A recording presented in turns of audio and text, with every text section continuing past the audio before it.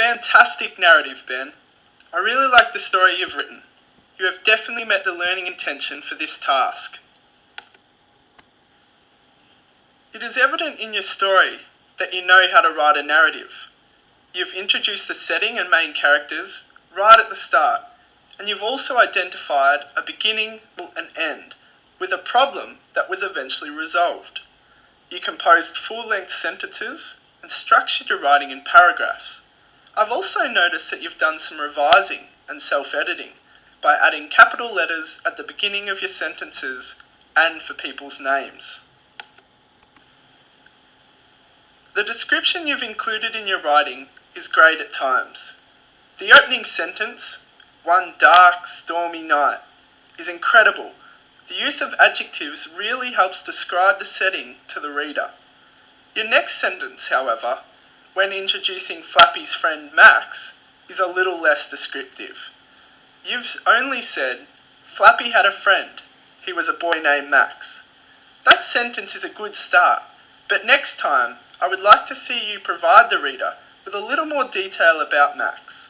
This might include describing his appearance, or perhaps explaining in more detail how Flappy and Max became friends. I can also tell you were trying to include more difficult to spell words in your writing, such as glimpse, sprinted, and excited. This is great for your development as a writer, and I encourage you to keep using new words in the stories that you write. I have circled any misspelt words in red. I want you to now use a dictionary to find the correct spelling for these words, and then I want you to add them to your spelling book to practice.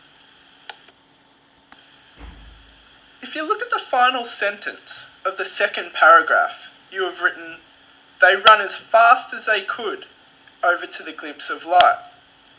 Now in our writing, we need to remember to consider whether we are writing in past or present tense. Can you think of the past tense word for run that is more appropriate for this sentence? I also noticed in the last paragraph that you've used the word excited twice in 2 sentences. This is a terrific word to use, but it loses its attraction when we use it too regularly. Can you think of another word for excited that you could use instead? I now want to discuss some goals I want you to begin working on in future writing lessons. This includes learning to use quotation marks to introduce dialogue between characters. To further extend your writing, I want to start seeing you include a dialogue between the characters at some stage in your next narrative writing piece. This would involve utilising quotation marks, or marks as we also call it, to depict action that is taking place between the characters within your story. Although this is equivalent of working at a grade 4 level, I think you are ready to take the next step. I also want to see you using a greater variety of connectives. I've noticed that you've used the word they 16 times throughout your narrative to join the sentences of your story. Next time, however, I want you to use a wider range of connectives to help better sequence events and avoid repetition of the same word.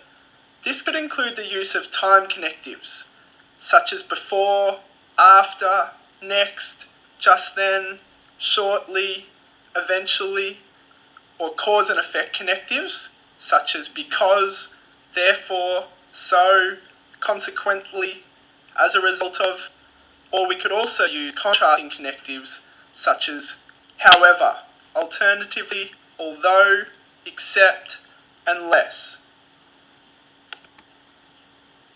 Overall, you should be really proud of your effort writing this narrative, Ben. You are progressing really well as a writer. I look forward to seeing you work towards achieving the learning goals we've just discussed. Well done.